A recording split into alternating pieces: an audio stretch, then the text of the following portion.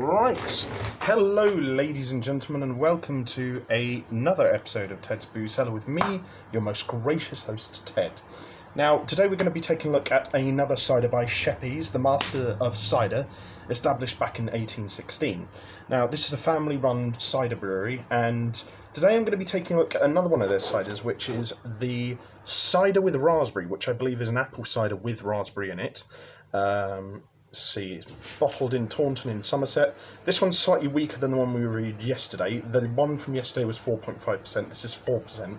And this is £3.29 from the Wine Barrel on Western Road in Hove. Now, it says here on the back basically the same spiel about the company, but in regards to this cider it says, Sheppy cider with raspberry is a delicious and refreshing combination of traditional blended Somerset cider and pure raspberry juice.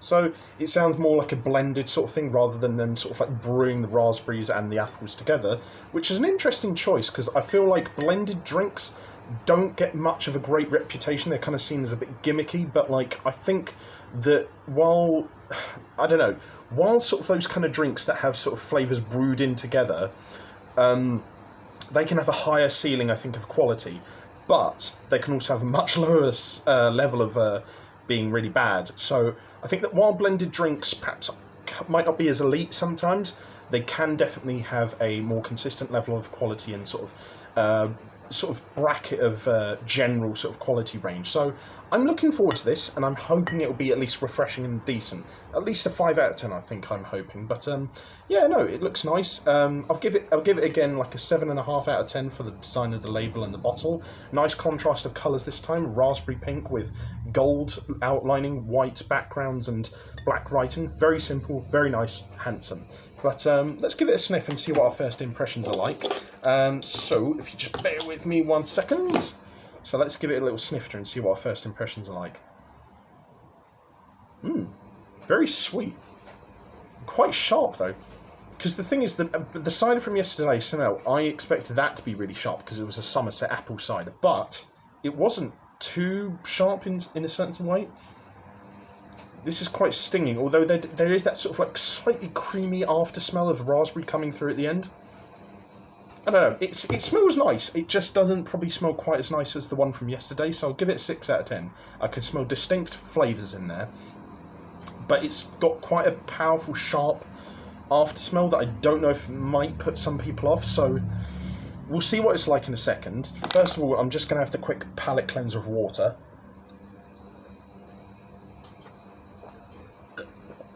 And then we'll have a look at this and see what it actually tastes like. So, to everyone, I hope you had a great weekend, and bottoms up.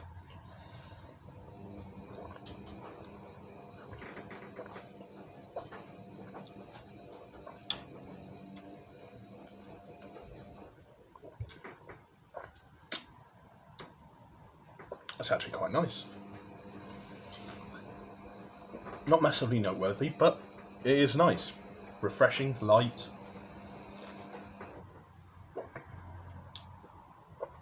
Appley undertone.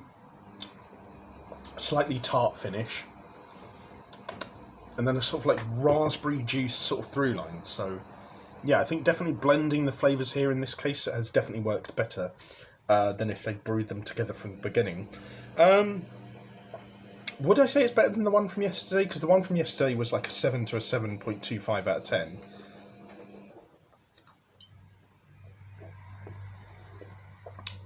I feel like I'm a little bit more sure about the quality of this, but I don't know if I'd say it's massively better. It probably is distinctly better than the one from yesterday, though. And I don't usually like dark fruit ciders, so I'm actually quite impressed by this. Yeah, I think all I'm getting is just like an alcoholic apple juice with like with a raspberry through line and a slightly tart finish at the end, with sort of like a wet texture throughout.